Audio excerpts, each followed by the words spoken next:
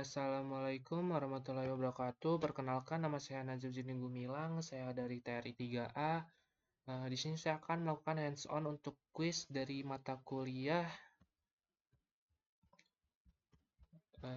Sebentar, saya lupa namanya. Dari mata kuliah Analisis dan Ilmu Data. Nah, NPM saya itu 24782024. Di sini saya akan melakukan kuis untuk ini. Melakukan tahapan data cleaning dan statistik deskriptif. Ya, jadi langsung saja ke videonya ya. Yang pertama, kita pada video ini kita menggunakan dataset Ames Housing yang ini, yang ada di drive Google itu yang kita download. Nah, dataset ini tuh berisi informasi detail tentang properti rumah, seperti harga jual, luas bangunan, dan tipe garasi, kondisi bangunan, dan sebagainya. Nah, tujuan dari analisis ini adalah melakukan proses data cleaning dan statistik deskriptif. Saya akan tunjukkan langkah demi langkah, mulai dari pengecekan data mentah, pemeriksaan missing value, duplikasi, outlier, dan visualisasi dasar. Yang pertama, pembukaan. Jadi, udah kita jelaskan tadi, nama dataset yang digunakan itu Ames Housing. Terus tujuan analisis yaitu tujuan analisisnya sendiri untuk melakukan proses data cleaning dan statistik deskriptif. Oke, yang kedua ada tahap persiapan data. Jadi yang software yang saya gunakan di sini itu adalah Google Colab ya. Google Colab ini adalah sebuah karena Google Colab ini mendukung Python dan mudah digunakan. Nah, setelah kita software Google Colab, kita juga library yang digunakan sendiri, library-nya itu yang saya gunakan Pandas dan Matplotlib. Nah, kemudian cara membaca datasetnya itu menggunakan nih df, read, csv, sama hosting. Tapi yang pertama kita upload dulu datanya. Jadi kenapa kita upload datanya? Karena agar dia mengenali datasetnya itu kita menggunakan Ames Housing ya. Yang ini yang saya download, yang ini. Kita open saja.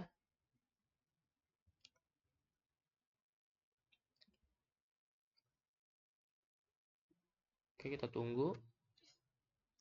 Nah, jadi dataset ini tuh memiliki 2930 baris dan 82 kolom. Dan saya tuh nih ukuran datasetnya tuh 2930 dan 82. Nah, tapi di sini saya sudah menampilkan daftarnya tuh sudah menjadi table ya, seperti ini contohnya nih. Contohnya seperti ini. Nah, dia sudah menjadi table ya. Kalian lihat sendiri di sini ada PID, order, MS subclass, MS joining, load frontage, load area. Nah, setelah tahapan datanya, sekarang kita lanjut ke pemeriksaan awal data ya. Di sini tuh kita disuruh memahami struktur dan tipe datanya. Nah, yang dijelaskan sendiri ada output dan fitur mana saja yang masuk ke golongan kualitatif dan kuantitatif. Oke, kalian lihat di sini ini pemeriksaan awal data. Di sini di tahap ini tuh kita akan ngecek data secara umum pakai head nih, df head. Nah, ini untuk melihat datanya. Nah, di sini saya display df head-nya itu untuk melihat 5 baris pertama awal dari datanya. Nah, ini salah satu contohnya, ini ada 5 kan. 1, 2, 3, 4, 5 dari data Ames Housing-nya sendiri. Sudah saya di kodenya sudah mengecek 5 untuk mengecek 5 kolom ya. 5 awal datanya. Nah, lalu saat saya lihat tipe data masing-masing lolong dengan untuk melihat datanya itu kita menggunakan df type sendiri ini untuk melihat data masing-masing kolom dengan df types. Nah, setelah itu saya pisahkan karena di sini kita suruh memasukkan fitur mana saja sih yang masuk ke golongan kualitatif dan kuantitatif. Di sini dan juga sekaligus saya memisahkan untuk melihat kolom numerik dan kategoriknya. Tahapan ini penting supaya saat analisis nanti tidak terjadi error, misalnya supaya saat kita menganalisis data itu tidak terjadi error dan misalnya angka itu terbaca sebagai string. Jadi heads ini untuk meng, apa, meng, mengapa meng, 5 awal data memunculkan 5 awal data.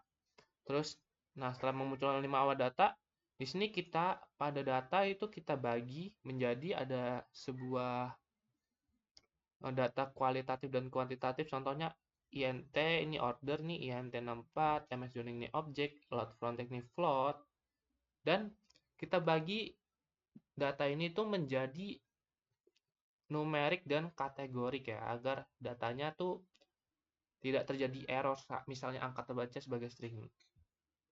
Oke, ini contoh numerik dan contoh di kodenya ini mengecek apakah yang memisahkan kolom numerik dan kategorik menggunakan select date types. Nah, saya juga di sini di kodenya itu mengecekkan apakah ada kategorik yang sebenarnya numerik atau misalnya harusnya dia numerik atau kategorik ya. Tapi di sini tidak cek, setelah kita cek kolom kategorik yang menggunakan salah tipe, tidak ada kategorik yang salah tipe data, berarti kolom kategorik dan kolom kategoriknya sendiri ini sudah benar. Nah, yang keempat kita akan mengecek duplikasi dan inkonsistensi. Jadi kita akan memastikan tipe data itu ganda atau kategorinya itu tidak konsisten, yang dijelaskan seperti ini. Nah, di dalam ini tuh kita akan melihat cek data duplikat dengan df duplicate ya. Nah, setelah mengecek duplikat menggunakan df duplikat dan sum, jumlah baris duplikatnya 0, berarti tidak ada data yang duplikat. Hasilnya tidak ada baris ganda. Nah, kemudian saya akan mengecek beberapa kolom kategorik itu apakah ada penulisan yang tidak konsisten, seperti perbedaan kapitalisasi atau kategori asing dari awal sampai telah cukup rapi. Kita lihat di sini apakah ada cek incon kategori contoh berapa kolom. Nah, di sini hanya perbedaan dari kualitas dan kuantitatif saja, dan tidak ada data yang inkonsisten. Ini datanya konsisten semua ya. Bisa kita lihat seperti ini. Dia ada huruf gede, huruf besar, huruf ini ternyata tidak inkonsistensi karena ya di sini. And tiba-tiba dia hurufnya huruf kecil habis itu huruf besar lagi, jadi tidak konsisten ya dari pengurupannya. Oke, yang kelima, kita di sini akan mengidentifikasi data kosong dan menjelaskan strategi penanganannya. Yang dijelaskan df isna, sum atau visualisasi, dan kolom missing terbanyak. Sorry. Jadi, tapi sebelum ini udah yang keberapa sih? Yang kelima Mas Yan.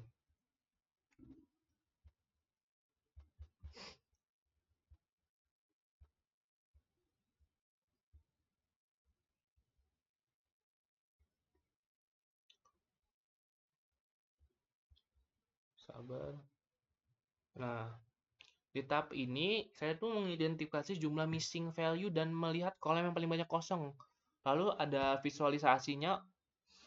Nah, untuk penanganannya sendiri di sini menggunakan median dipakai untuk menarik, terus modus itu untuk kategorik.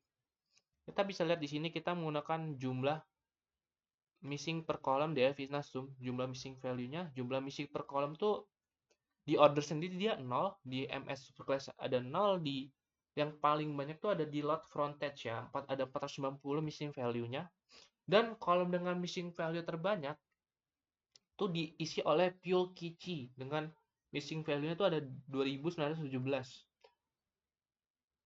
Nah, total kolom numerik 39, total kolom kategori 43, dan yang paling banyak missing value-nya itu ada di kategori. Nih kalian bisa lihat data visualisasinya sendiri, ini ada 10 nih di Fuel Cache dengan itu Fuel Cache dan fitur itu hampir sama missing value-nya, sama array. Dia memiliki missing value yang paling banyak nih. Terus defense, tiba-tiba dia di sini, dan yang paling dikit missing value-nya ada di Garrett CR Bits ya. Oke, mungkin itu saja untuk nomor 5. Nah, sekarang kita akan di nomor 6, cek outlier.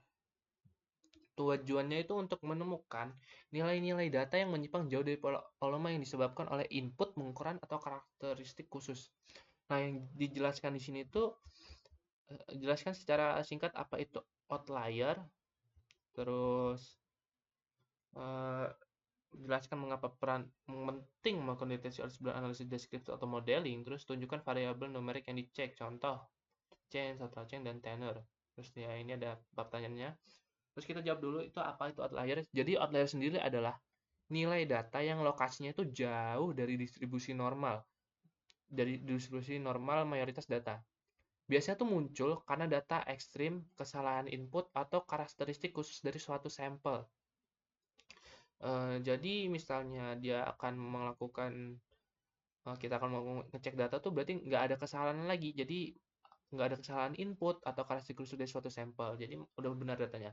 Nah terus kenapa perlu dideteksi sebelum analisis deskriptif atau modeling? Jadi kenapa harus dideteksi sebelum outlier, sebelum deskriptif dan modeling itu karena outlier sendiri itu bisa mengacaukan rata-rata dan standar deviasi, serta itu menggeser distribusi data, menurunkan akurasi model statistik atau machine learning, dan menyebabkan kesimpulan yang salah. Makanya deteksi dan penanganannya itu dilakukan sebelum statistik deskriptif atau lanjutan atau modeling. Nah, terus tunjukkan variabel numerik yang akan dicek. Misalnya mau dicek total check dan tenor. Nah, di sini tuh saya ada beberapa di sini di datanya sih kita menggunakan ini ya nih.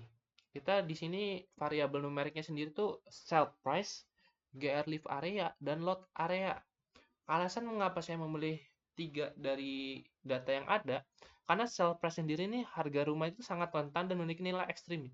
Jadi misalnya berarti beberapa harga tuh kayak nggak cocok gitu. Nah, terus ada GR live area. Jadi luas area lantai utama tuh bisa beda jauh antar rumah. Jadi beda-beda setiap lantainya. Udah pasti dong beda. Nah, terus ada lot area. Jadi ukuran tanah tuh bisa bervariasi, termasuk kasusnya sangat besar. Jadi 3 kolom itu logis untuk dianalisis outliernya. Dan di sini saya menggunakan metode visualisasinya tuh dengan box plot karena paling umum dan langsung menunjukkan outlier melalui titik yang terang yang berada. Nah, di sini saya membandingkannya ada dua menggunakan kode ini. Delta kolom outlier sendiri ini untuk menampilkan sell price, guarantee area, dan lot area ya. Nah, kalian bisa lihat di sini sebelum pembersihan tuh kalian bisa lihat di sini sebelum pembersihan. Jadi banyak titik-titik yang ini ya. Sebelum pembersihan itu menunjukkan banyak titik-titik ekstrim ya. Ini di sell price tuh sendiri ada banyak titik-titik ekstrim. Di relief area itu sangat minim dan di lot area itu ada beberapa. Nah, distribusinya itu tampak tidak stabil dan menyebar ke lebar dan bisa memanjang jauh karena ada nilai ekstrim sangat tinggi. Nah, setelah pembersihan kita lihat di sini, jadi di titik-titik di sell price itu jadinya hanya tinggal beberapa dan di gear lift area menjadi dikit dan di lot area itu menjadi titik-titik yang jauh-jauh tuh kayak nggak ada lagi. Dan box plot itu lebih rapat dan seimbang, terus distribusi lebih stabil dan representatif dan nilai rata-rata dan mediannya tidak terlalu tertarik oleh data ekstrimnya. Mungkin kalau lebih dianalisis lagi, setelah pembersihan tuh distribusi pada box plot itu menjadi lebih rapat dan tidak lagi terpengaruh oleh nilai ekstrim. Hal itu tuh membuat analisis statistik menjadi lebih akurat dan tidak bias. Nah, yang ketujuh sendiri kita bisa lihat di sini, kita akan menggambarkan data numerik secara ringkas. Yang dijelaskan itu hasil describe atau tabel mean, median, STD, CV, dan IQR. Terus arti nilai rata-rata simpangan baku dan CV. Terus salah satu contohnya. Pokoknya tahapan ini tuh bertujuan untuk menggambarkan data numerik secara ringkas menggunakan ukuran statistik seperti mean, median, standar deviasi, CV itu yang artinya coefficient of variation, dan IQR. Nah, pada tahap ini saya tuh melakukan statistik tuh nih deskriptif untuk meringkas karakteristik dari data numerik di dataset Ames Housing. Pertama, saya menggunakan fungsi describe di sini yang secara otomatis tuh akan menampilkan nilai count yang nilai count mean, standar deviasi, nilai minimum, kuartilnya sendiri hingga 25%, 50%, dan 75%, dan nilai maksimumnya itu untuk semua kolom numerik. Nah, setelah itu saya masih menyiapkan kolom kolom outlier tadi di sini, tapi kolom kuantitatif. Saya melanjutkan perhitungan starting tambah untuk 3 kolom utama. Ya udah pasti ada sell price, gap area, dan lot area. Karena ketiga kolom itu dipilih karena memiliki faktor utama dan analisis perumahan, mulai dari harga, luas bangunan, dan luas lahan. Nah, hasilnya sendiri dari DS Describe ini, nih, yang di nomor 1 ini, yang ini nih, menunjukkan statistik dasar seperti nilai rata-ratanya ada, seberapa besar variasi ini, ada nilai rata-rata di min sendiri nih, kalian lihat sendiri nilainya. Terus ada standard deviation-nya, seberapa besar variasi data yang ini. Terus ada min dan max-nya. Min max-nya sendiri ada di ini, dan min-nya mana? Dan juga menggambarkan kuartil sebaran datanya sebanyak 25%, 50%, sama 75% nih. Sudah di ini ya, udah di describe. Jadi dari hasil describe ini kita bisa lihat bahwa rata-rata harga rumah berada tuh di kisaran tertentu yang menunjukkan variasi nilai rumah antar tinggi. Terus untuk perhitungan CV dan QR-nya, ini perhitungan CV untuk beberapa kolom, di min-nya sendiri ada, di standar deviation-nya ada, di CV-nya ada, di IQ-nya ada, dan untuk rata-rata sell price-nya sendiri ada sekitar X dengan CV sebesar Y, artinya variasi harga rumah itu yang ini, yang kodenya tuh ini, menghitung CV dan EQR-nya, variasi harga rumah dan itu cukup tinggi dibandingkan rata-ratanya. Dan untuk lot area sendiri, nilai EQR-nya itu menunjukkan seberapa lebar penyebaran data yang ada di tengah populasi tanpa dipengaruhi oleh outlier. Nah, sekarang kita akan lanjut ke tahap 8 tentang statistik deskriptif kualitatif, di mana pada tahap ini tuh menunjukkan bagaimana distribusi data kategorik itu dibagi berdasarkan frekuensi dan presentase, lalu menarik makna dari kategori ke dominan. Kodenya seperti ini, kode saya untuk ini dia jadi akan mengambil kolom kategoriknya saja dan akan membaginya menjadi frekuensi dan presentase. Nah, pada tahap statistik ini, saya tuh fokus pada kolom-kolom yang bertipe kategorik, seperti contohnya yang sudah saya jelaskan tadi. Nah, tuh saya dan di kolom ini saya akan mengambil semua kolom yang memiliki tipe data objek, lalu menampilkan frekuensi dan presentasi dari beberapa kolom pertama dengan perintah value counts. Value counts. Nih, value counts untuk jadi value count ini bisa melihat beberapa banyak jumlah data di setiap kategori, lalu value count normalized true ini sendiri itu digunakan untuk mengubahnya menjadi presentase. Kenapa ini penting? Kalian bisa lihat di sini. Kenapa ini penting? Karena dengan melihat distribusi kategori sendiri, kita bisa tahu mana variabel yang paling dominan dan bagaimana karakter umum dari data. Misalnya jika sebagian besar rumahnya punya tipe zoning tertentu atau kondisi tertentu, itu bisa jadi ciri utama dari dataset.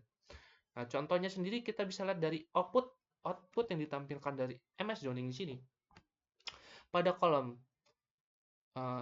MS Zoning dan Street, ini Street dan ini MS Zoning, kita bisa melihat pada satu kategori yang paling mendominasi adalah di kategori RL. Dia tuh muncul lebih dari 70%, berarti sebagian besar rumah tuh berada di zona residensial dengan kepadatan rendah. Dan melihat presentasi juga tuh membantu memahami distribusi yang tidak seimbang.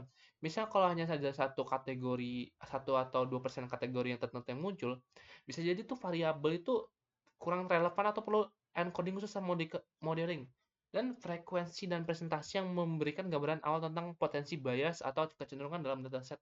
Misalnya dominasi tipe bangunan tertentu. Nah, ini adalah contoh 5. Saya mau ngambil 5 dari kolom kategori pertama. Ada MS Zoning, ada Street, ada Alley, ada Lot Shape, dan ada Land Contour. Dan ada presentasi ya setiap itu, dan yang paling dominan untuk MS Zoning sendiri ada RL, di Street sendiri ada Pave, di Alley ada NAN, di Lot Shape ada Rec, dan di Land Contour itu ada Level. Oke, selanjutnya kita akan lanjut lagi ke yang nomor 8 ini, ada namanya visualisasi data. Jadi untuk memperjelas distribusi dan pola pada variabel numerik sendiri, kita ini tuh sekaligus menghubungkan hasil visual dengan statistik deskriptif. Nah, ini seperti ini kita menggunakan uh, library Matplotlib ya. Pada tahap visualisasi saya menggunakan, nah dan di sini saya juga menggunakan histogram untuk melihat distribusi pada variabel sell price, yaitu harga jual rumah. Histogram itu menjadi 30 bin supaya pola datanya lebih jelas dan tidak terlalu rapat ya. Ini seperti ini kodenya dibagi menjadi 30 bins. Nah, terus dari grafik itu kita bisa tahu bahwa distribusinya tuh miring ke, kalau dari gambar itu miring ke kiri atas atau left square, artinya sebagian besar tuh nilai harga rumah tuh berada di rentang tengah ke bawah, tapi ada sebagian kecil rumah tuh dengan harga yang jauh lebih tinggi dari rata-ratanya. Nah, pola ini tuh disesuai dengan hasil statistik deskriptif sebelumnya, di mana min lebih besar daripada median, itu menunjukkan adanya nilai ekstrim dari sisi kanan distribusi yang juga bisa berhubungan dengan outlier. Nah, visualisasi ini tuh membantu memperkuat interpretasi bahwa data itu tidak sepenuhnya simetris dan ada konsentrasi rumah di rentang harga tertentu. Oke, jadi mungkin itu saja untuk dari visualisasi data, dan yang terakhir ringkasan dan penutupan. Mungkin yang bisa saya jelaskan tadi tuh mungkin masih banyak yang cara penjelasannya salah dari beberapa contoh data ini. Nah, terus dari dari pemeriksaan data yang sudah saya dilakukan, ada beberapa kesimpulan utama. Yang pertama, dataset ini tuh memiliki nilai kosong besar pada berbagai kolom, tetapi tidak bisa ditangani dengan median atau modus. Kedua, ada outlier signifikan pada beberapa variabel numerik dan sudah berhasil dibersihkan sehingga distribusinya itu lebih stabil. Dan ketiga, statistik deskriptif pada menunjukkan variasi yang cukup tinggi pada harga rumah dan luas bangunan. Dengan data yang sudah bersih, tahap lanjutan seperti modeling atau aplikasi bisa dilakukan lebih aman. Nah, mungkin itu saja yang bisa saya jelaskan. Misalnya ada kesalahan, saya mohon minta maaf, dan misal kalau tidak jelas, saya juga di sini belajar ya. Kita sama-sama belajar dalam analisis data sendiri. Terima kasih. Wassalamualaikum warahmatullahi wabarakatuh.